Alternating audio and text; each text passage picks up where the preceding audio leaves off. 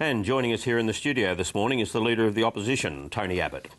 But first, we'll take a look at what the Sunday papers are reporting around the country, and it's all really about Labor's alliance with the Greens, starting to show a bit of wear and tear. Jacqueline Maley, welcome. Thank you. First, Joel Fitzgibbon, Sam Dastyari, and now Paul Howes is urging the party to have a crack at the Greens. Yeah, Paul Howes has written his column for the Sunday Telegraph today saying, tagging the Greens as extremists, dangerous extremists who are against the interests of working people.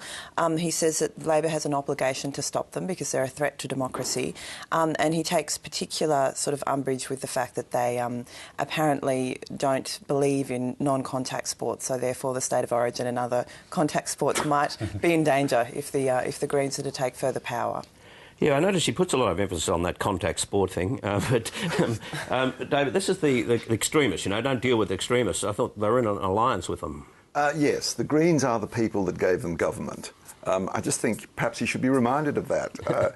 Maybe an uncomfortable marriage, but no marriage, you're not there. Yeah, exactly. And George, it's really, as far as Sam Dastyari is concerned anyway, it's about preferences.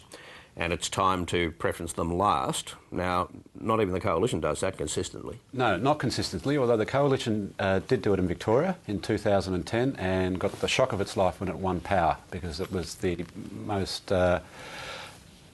most forceful decision made by either side of politics in that state election. So now there is a bit of a race, we call it a race to the bottom of the ballot paper for the Green non-preference on the Labor side.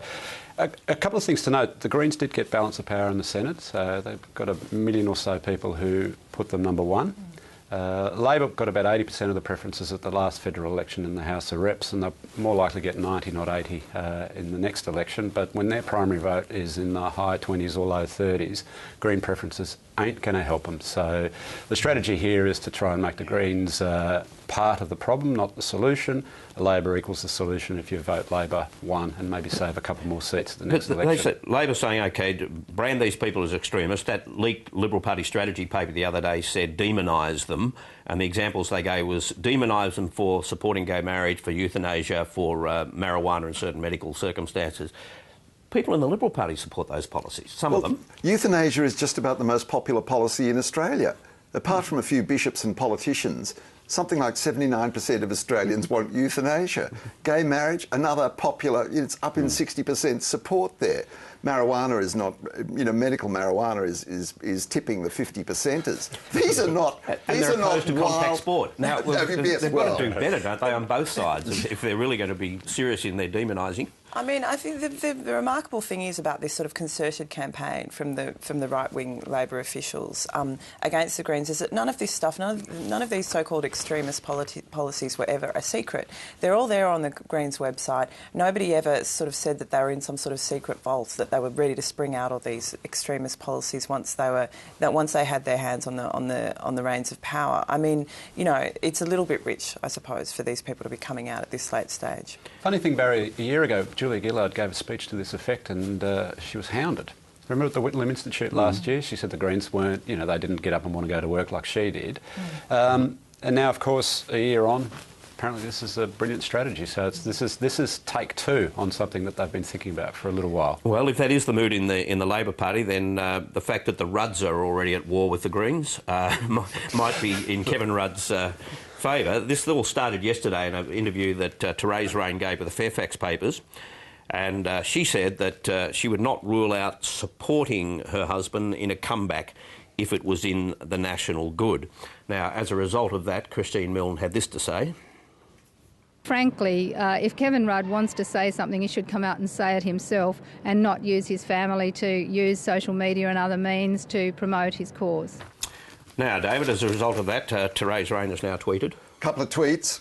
Just seen what Christine Milne has to say. Is she saying that as an individual and as a woman I'm not speaking my own mind, or that what I say has Kevin's consent? She obviously doesn't know me very well and hasn't read the actual text of the interview. The question is, why did Christine Milne respond in the way that she did? Very good question. I don't understand. If she thinks, if her problem is a Kevin Rudd comeback, maybe she thinks Kevin Rudd doesn't want to have a deal with the Greens. Yeah, it just doesn't. Well, perhaps they sense that this is the beginning of something. But yeah. Well, I don't think there was an organised push yesterday that begins with a couple of tweets from Kevin Rudd over the week about their cat's not well.